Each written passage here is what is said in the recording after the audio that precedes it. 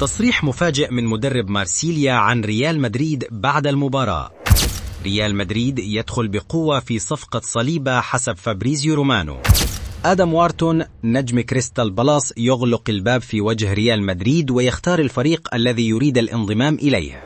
السلام عليكم أصدقائي، هذه أبرز عناوين نشرة أخبار اليوم، وإذا كنت من محبي ريال مدريد لا تنسى الإعجاب بالنشرة والاشتراك في القناة ليصلكم كل جديد يوميا. ونبدأ بالصلاة والسلام على رسول الله. سئل بيدرو رويز لاعب ريال مدريد السابق والذي تزامن تواجده مع ظهور فينيسيوس جونيور ورودريغو في الكاستيا عن الأفضل من بينهما. بيدرو أجاب: رودريغو بلا شك، يعجبني كثيرا، موهبته وهدوءه أمام المواقف الصعبة استثنائيان، من الجيد بقاؤه في مدريد، وأنا كمتابع أقدر ذلك جدا. وعن رأيه في غونزالو غارسيا قال: أعرفه منذ الصغر، أراه راؤول الجديد، إنه مميز جدا، يملك الجودة والإنهاء والرؤية، أعتقد أنه قادر على أن يكون المهاجم رقم 9 لريال مدريد في المستقبل، لا حدود لطموحه. أكد نجم ريال مدريد السابق ستيف ماكمانامان أن ترينت ألكساندر أرنولد يمتلك المقومات التي قد تجعله أول ظهير في التاريخ يحصد جائزة الكرة الذهبية رغم هيمنة المهاجمين على الجائزة في السنوات الأخيرة.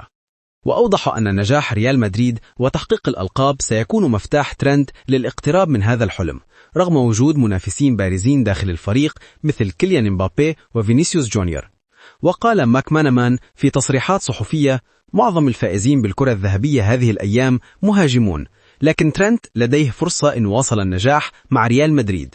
يريد أن يكون منافسا حقيقيا، لكن الأمر سيتوقف على إنجازات الفريق وعلى مدى تأثيره داخل الملعب. من جانبه كان ترينت ألكساندر أرنولد قد صرح في وقت سابق أنه يحلم بأن يكون أول ظهير يظفر بالجائزة المرموقة، مشددا على أنه يبذل قصارى جهده لتحقيق ذلك.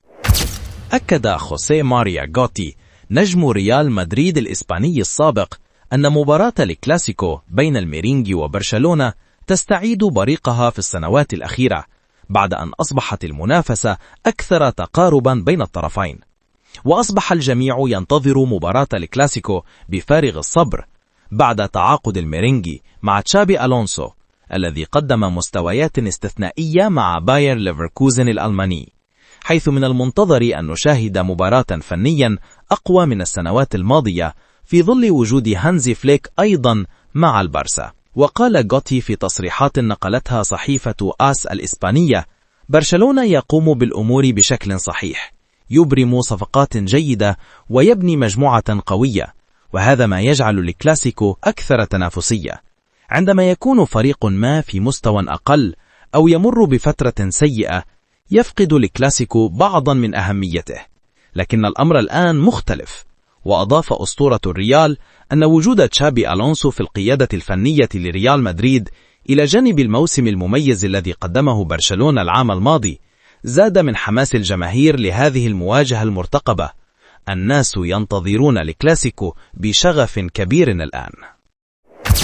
حسم النجم الإنجليزي آدم وارتون لاعب كريستال بالاس موقفه من اهتمام نادي ريال مدريد بخدماته خلال الفترة الحالية، ويقدم وارتون مستويات طيبة للغاية مع فريقه الإنجليزي، وهو الأمر الذي جذب اهتمام أكبر الأندية الأوروبية. وبحسب تقرير نشرته صحيفة فيجاجس الإسبانية، فإن وارتون أصبح واضحا بخصوص رغبته فيما يخص مستقبله. وأشار التقرير إلى أن وارتون يرغب في تمثيل ألوان ليفربول، وذلك على الرغم من اهتمام ريال مدريد بخدماته. وتضم قائمة الأندية المهتمة بتوقيع وارتون كلا من تشيلسي ومانشستر يونايتد بجانب ريال مدريد. ويتراوح السعر المطلوب لوارتون ما بين 60 و70 مليون باوند، وستجيب الفترة المقبلة عن السؤال بشأن ناديه الجديد. وبالتأكيد سيشكل وارتون إضافة قوية لأي فريق يلعب له، بالنظر إلى القدرات الفنية والبدنية الرائعة التي يملكها. ويبلغ وارتون من العمر 21 سنة، ويجيد اللعب في مركز لاعب الوسط الدفاعي، وينتهي عقده مع كريستال بالاس في يونيو 2029. ولعب وارتون بقميص كريستال بالاس في 49 مباراة، صنع فيهم 6 أهداف، وسبق له اللعب لنادي بلاكبيرن.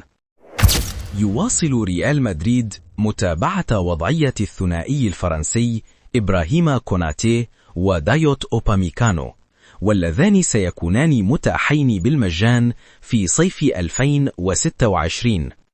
النادي الملكي يضع كوناتي في مقدمة أولوياته، خاصة بعد رفضه المتكرر لعروض التجديد من ليفربول، وهو ما يعكس رغبته الواضحة في ارتداء القميص الأبيض. مصادر مقربة من الميرينجي تشير إلى أن كل شيء يسير نحو ضم كوناتي، لكن الإدارة تضع أوباميكانو خيارا بديلا مطروحا تحسبا لأي تعقيدات أو طوارئ قد تظهر في اللحظات الأخيرة. اللاعب بدوره لن يتردد في قبول عرض ريال مدريد، ما يجعله ضمن دائرة المرشحين بقوة لتعزيز خط الدفاع. ريال مدريد يطارد ساليبا، صفقة دفاعية كبيرة في الطريق. في أحدث تطورات سوق الانتقالات، أكد الصحفي الرياضي الشهير فابريزيو رومانو أن نادي ريال مدريد الأسباني يضع المدافع الفرنسي ويليام ساليبا على رأس أولوياته لتعزيز خط دفاعه. يرى النادي الملكي في ساليبا جود بيلينغهام المدافع، في إشارة إلى إمكانياته الكبيرة ومستقبله الواعد، مما يجعله هدفا رئيسيا للميرينجي في الموسم الحالي. اهتمام مستمر من ريال مدريد. على الرغم من أن ساليبا مرتبط بعقد طويل مع أرسنال يمتد حتى صيف 2027، إلا أن اهتمام ريال مدريد به لم يتوقف. النادي الملكي يراقب اللاعب عن كثب، ويعتبره خيارا مثاليا لتعزيز دفاعاته في المستقبل القريب، خاصة بعد الأداء المميز الذي قدمه ساليبا مع فريقه الحالي. أرسنال يسعى لتجديد عقد ساليبا. في ظل الاهتمام المتزايد من ريال مدريد، يسعى أرسنال لتجديد عقد ساليبا لضمان بقائه في لندن، مع تقديم تحسينات مالية ودور قيادي داخل الفريق. النادي الإنجليزي وضع موعدا نهائيا للتوصل إلى اتفاق قبل بداية عام 2026 لتجنب الدخول في مفاوضات مع أندية أخرى، حيث يعتبرون ساليبا جزءا أساسيا من مشروعهم الدفاعي. هل نشهد انتقالا مستقبليا؟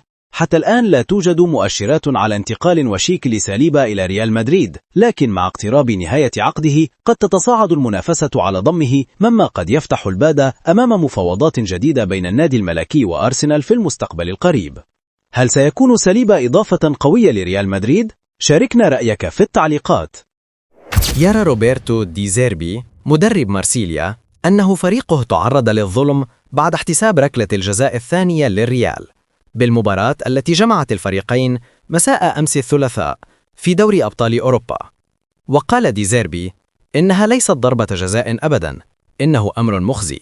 بعد مباراة ريال سوسيداد كان الجميع يتحدث عن الظلم الذي لاحق بريال مدريد، ونحن دفعنا ثمن هذا. ضربة الجزاء الثانية للريال هي اللقطة الأكثر جدلا في اللقاء، حيث ارتطمت الكرة بقدم لاعب مارسيليا ثم ضربت بيده لمسة يد، ليعلن الحكم ركلة جزاء للريال. سددها مابي بنجاح، مسجلا هدف الفوز.